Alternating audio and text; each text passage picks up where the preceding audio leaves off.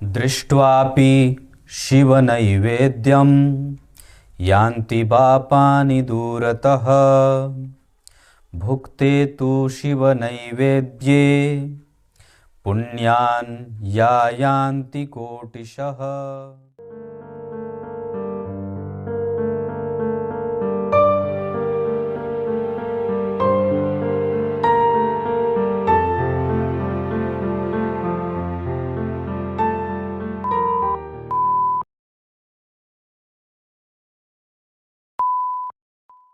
प्रिय दर्शकों नमस्कार।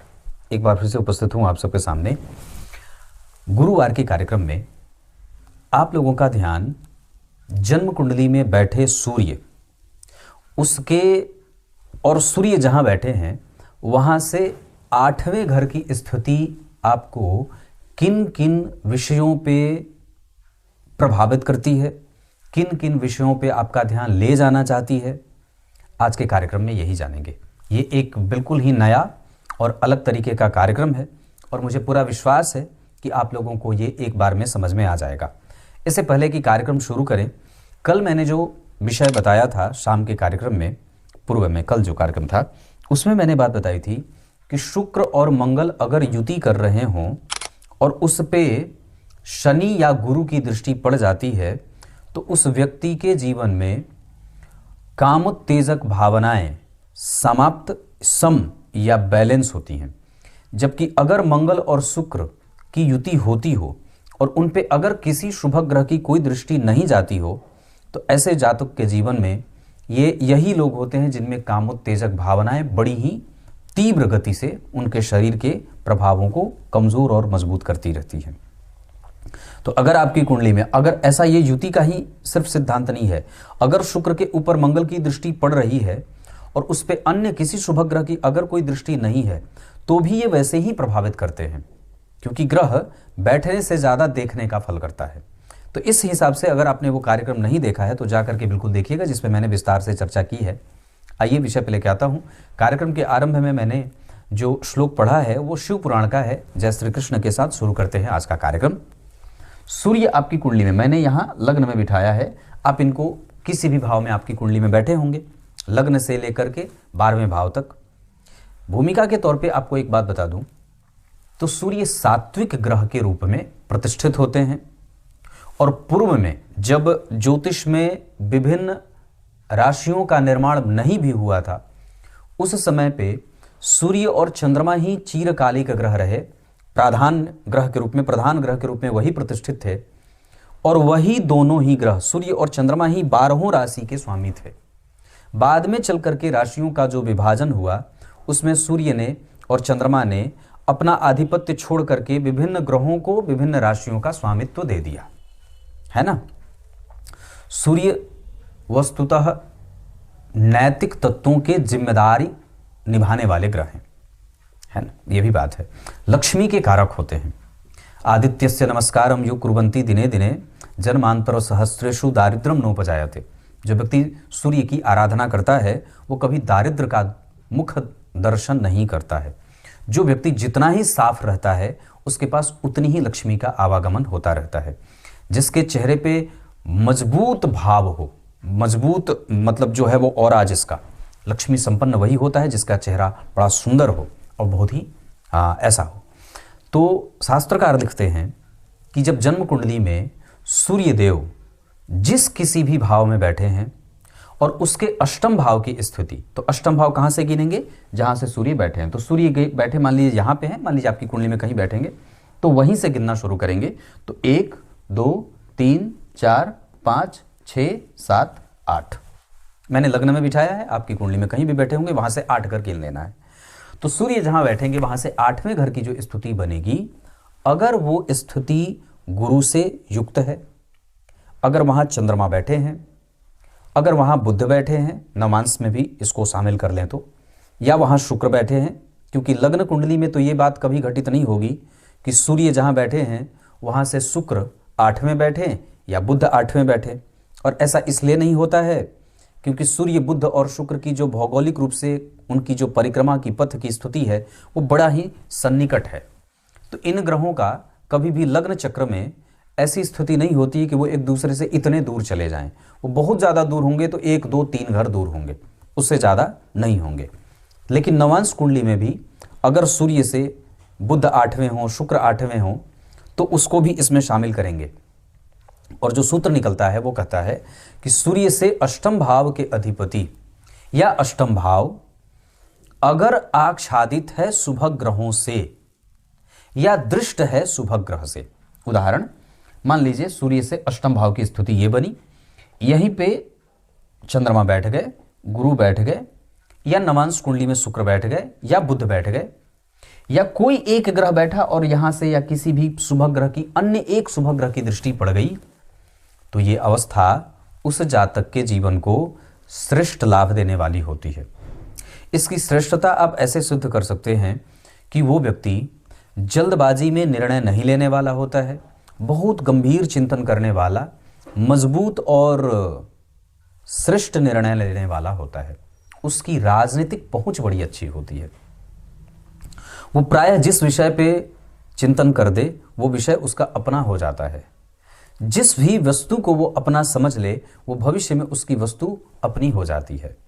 इतना ही नहीं, सूर्य से अष्टम भाव की स्थिति में अगर ये ग्रह न बैठे हों और वहां पे शनिदेव ही बलवान होकर बैठे हों, मतलब अपनी राशि के बैठे हों, तो ऐसे सूर्य और सूर्य से अष्टम भाव की जो स्थिति होती है वो व्यक्ति को धर्मशास्त्र का निष्णात बना देती है, बहुत सारे क्षेत्रों का विशेषज्ञ बना देती है।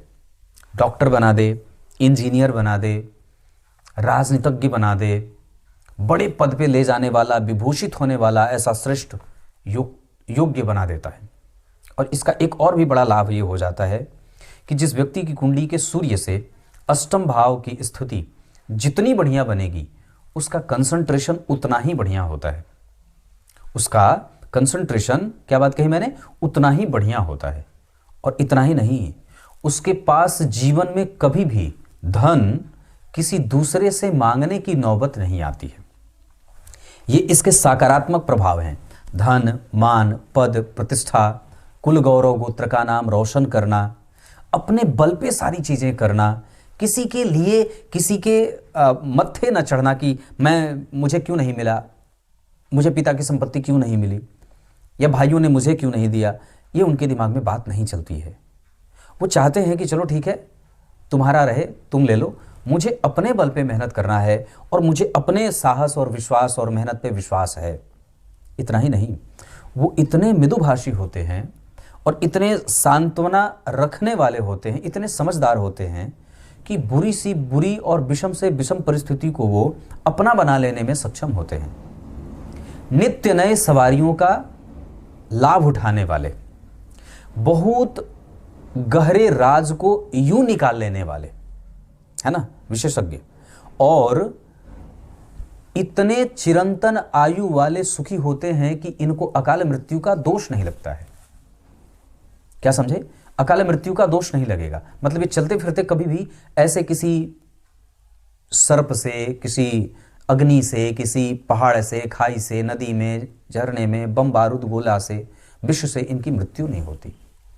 और इतना ही नहीं है, एक इसका और भी बड़ा बढ़िया फल है कि इन लोगों के जीवन में एक दिन पैसा अगर ना आए तो अगले दिन वो इतना पैसा आ जाए या धन आ जाए कि अगले 10 दिन, अगले 15 दिन, अगले 20 दिन, अगर रेगुलर व्यवसाय की बात करते हैं, कि धन अंबार लगता जाता है। ये इसकी अच्छाई है।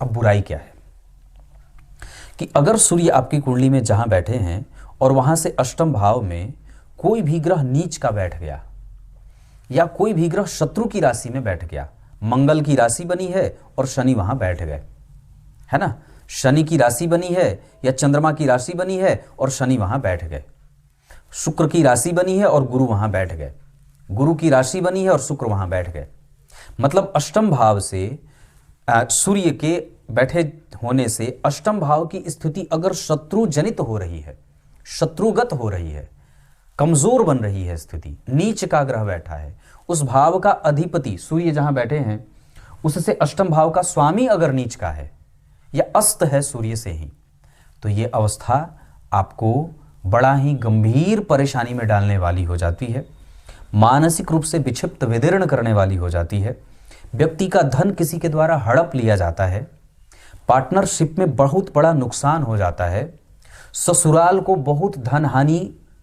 से बहुत धन हानि हो जाए, पत्नी से विद्वेष हो जाता है, झगड़ा में बहुत ज़्यादा लंबे धन की हानि हो जाती है, एलिमनी के तौर पे पत्नी को बड़ी भारी रकम चुकानी पड़ती है, स्वर्ण आदि आभूषण की घर से चोरी हो जाती है, निष्कंटक राज्य व्यक्ति कभी नहीं कर पाता, वो किसी के द्वारा प्रायः दबाया जाता है और उसके जीवन में प्रायः समस्याएं बनती ही रहती हैं। व्यापार नुकसान में जाए, पार्टनरशिप में नुकसान हो जाए, आप किसी पे विश्वास कर रहे हैं, सामने वाला आपको काटने पे लगा हुआ है, आपके पैसे गए तो गए के गए रह गए, वापस आने का नाम नहीं। व्यापार में सारा निवेश आपने कर दिया, बचा के कुछ भी नहीं रखा और सारे व्यापार के पैसे खत्म हो गए। तो ये जो गलत निर्णय हो, जो ये विसंगति पैदा होती है, वो इसी सूर्य के अष्टम भाव के कमजोर होने के कारण होती है। अब यहाँ पे आपको और भी दो चीज बता दूं कि अगर सूर्य से अष्टम भाव के अधिपति की दशा चल रही है और अगर जब कभी भी सूर्य की महादशा में उस ग्रह की अंतर्दशा आ जाए या सूर्य से अष्टम भाव के अधिपति कमजोर हैं और उसकी महादशा चल रही है और अंतर्दशा में सूर्य आ जाते हों, तो ये भीषण रोगों के घर भी बना देते हैं। चोट चपेट की घटनाएं, हड्डी टूटना, पेट में ऑपरेशन होना, बहुत बड़ा घाव हो जाए, है ना, ऑपरेशन थिएटर पे लेट करके रहना पड़े, बेड रिडन होना पड़े, ये इस तरीके की स्थिति भी देते हैं। तो सारी चीजें कहाँ केंद्रित हो गई कि सूर्य से अष्टम भाव का बलवान होना और कमजोर होना आपके जीवन के मार्ग को तय करता है। अब एक और भी जो मूल बात है जो आपको बता दूं कि इस दशा काल में अगर सूर्य से अष्टम भाव की स्थिति अच्छी है और इस दशा काल की आपकी कुंडली में चल गई अगर उसकी दशा, तो उस दौरान इतना बढ़िया फल मिल जाता है कि व्यक्ति आगे कई वर्षों तक भोजन उसी कमाए हुए धन का करता है। और अगर सूर्य से अष्टम भाव के अधिपति कमजोर हैं या वो भाव कमजोर है और अगर उस दशा काल में आपको चोट लग जाए, ऋण ले लें, परेशानी हो जाए, दुश्मनी बन जाए, तो आप उसका खामियाजा बहुत लंबे समय तक भोगने वाले हैं। ये तय है बात, ये इतनी बात इत्मीनान से स्वीकार कर लेनी चाहिए। ये है सूर्य से अष्टम भाव के अधिपति या भाव की शक्ति और कमजोरी। है ना नया विषय? जो जानने वाला है अगर इसको समझ ले तो सूर्य की दशा में अष्टम भाव के अधिपति की दशा कैसी जाएगी और सूर्य की महादशा या अंतरदशा सूर्य से अष्टम भाव के अधिपति की महादशा में कैसी जाएगी, यह आप आसानी से आपको समझ में आ जाएगा। आइए अब कार्यक्रम के आरंभ में मैंने जो श्लोक पढ़ा था उसका अर्थ बता दूं कि शिव जी के प्रसाद का खाली दर्शन कर लेने से इतना पुण्य मिलता है कि सारे पाप कई बार नष्ट हो जाते हैं। शास्त्रकार तो यहां तक लिखते हैं, जैसे क्या कहा कि चरणामृत लेने का भी नियम होता है। ऐसे चरणामृत अगर आप लेते हैं ऐसे ही और जल चरणोदक अगर गिर जाए जमीन पे, तो पुराणों में बात आई कि भगवान बजरंगबली उस चरणोदक को अपनी जीभ से साफ करते हैं, इसका दोष लगता है। तो ठीक वैसे ही तो प्रसाद लेने का, जो चरणोदक लेने का नियम क्या है कि बायां हाथ नीचे हो, उसके ऊपर दुपट्टा हो, कपड़ा हो साफ, और उसके ऊपर दाहिना हाथ हो, और ऐसे प्रसाद लेना चाहिए, चरणोदक लेना चाहिए, ताकि जल गिरे भी तो कपड़े पे ही रह जाए, नीचे ना गिरे, जमीन पे ना गिरे। इतना उसकी इतनी महिमा है और उसके नियम है। ठीक उसके बाद अगर आप भगवान शिव के भोग लगाए हुए प्रसाद को दूर से भी प्रणाम कर लेते हैं, ऐसे प्रणाम भी कर लेते हैं और तब उसका भक्षण करते हैं, तो समझ लीजिए कि ये कितने जन्मों का पुण्य उदय होता है और कितने जन्मों के पाप स्वतः नष्ट हो जाते हैं। ये इतनी भगवान भोलेनाथ के प्रसाद की महिमा है। तब तक के लिए बहुत बहुत नमस्कार।